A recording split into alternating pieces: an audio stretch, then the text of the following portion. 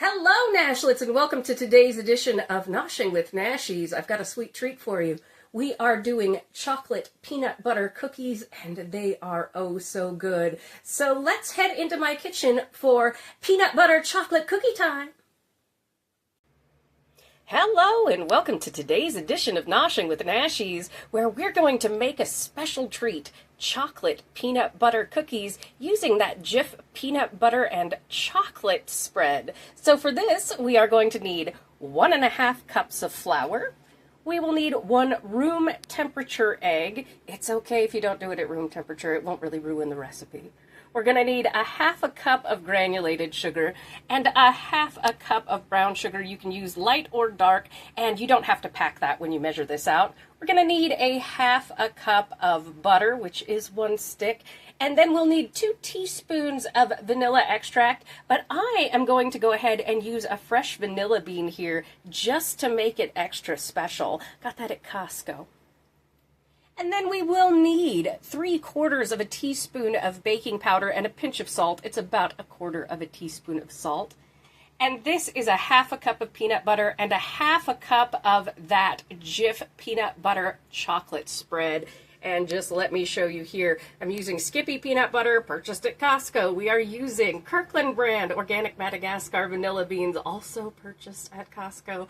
And then the Jif peanut butter chocolate spread, also purchased at Costco. They really should sponsor me. All right, so preheat your oven to 350 degrees, and let's get ready to make some incredibly yummy cookies. All right, oven is preheating to 350 degrees behind me. We are going to take our 1.5 cups of flour, and we are going to add in our 3/4 teaspoon of baking powder and our pinch of salt. Again, that's about 1/4 of a teaspoon of salt. And we're just going to mix them together like this. Make sure everybody kind of comes together. And then in here I have my butter, it's 1/2 cup of butter, 1/2 cup of brown sugar that was lightly packed, and 1/2 cup of granulated sugar. Now we are just going to take a hand mixer, and you can use a stand mixer for this, whatever you like, and we are going to beat it on medium speed until everything is nice and creamy and fluffy. I will let you watch that in fast motion.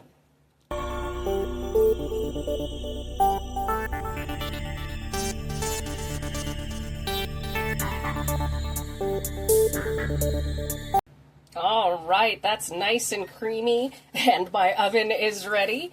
So now we're going to mix in 1/2 cup of peanut butter and 1/2 cup of this chocolate peanut butter spread. And if you're making regular peanut butter cookies, just use 1 cup of peanut butter. You can use creamy or chunky. And a trick to measuring out peanut butter or any kind of nut butter or like this chocolate spread is when you're measuring it, spray your measuring cup with a little nonstick spray, and it'll come right out nice and evenly. Nothing will stick, so it makes it easier. We're just going to cream this together. You can watch it in fast motion. All right, that just took a second. So now we're going to come in with our room temperature egg. And the butter and the egg, we do want at room temperature. With the butter, you got to have it at room temperature. With the egg, if you don't, it's all right, it'll mix in. But, do try and remember.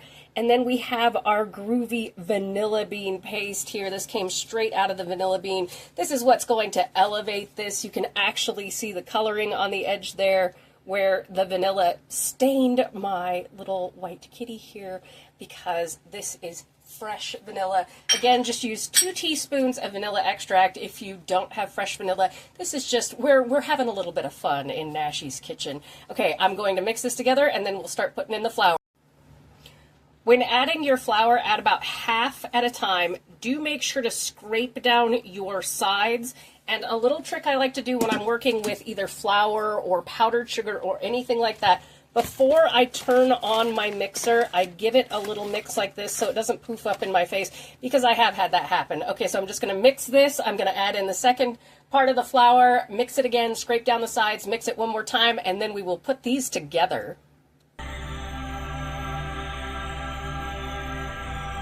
Separate your mind from this world.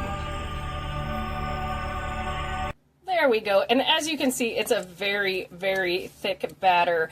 And, well, it looks like something, particularly with the nuts. If it had corn in it, I would say it looks a little bit like something. But it smells amazing, I can tell you that. So what we're going to do is we're going to take this and we are going to take out 1-inch balls and we are going to roll them up and put them on a cookie sheet. I will show you how to do a couple and then you can watch me do it in fast motion. If you don't have a cookie scoop, that's fine. Just use a tablespoon. But these cookie scoops are great. All right, I've got a large cookie sheet here lined with nonstick aluminum foil. We've got our bowl with our cookie scoop here, and I'm just going to scoop them out. And as you can see, it just kind of fills up the scoop, and we can just, like ice cream. And you don't have to do it the full size of the cookie scoop. You can do bigger or smaller depending on what size cookies you want. All right, so what we're going to do here is we are going to take our little cookie ball, and it's about 1 inch, and you want to roll the ball in your hand like so till it comes together. And then we are just going to take a fork and we are going to give it that classic crosshatch pattern on the top. And that's all we do is push it down just a little bit. I will let you watch me do the rest of these in fast motion.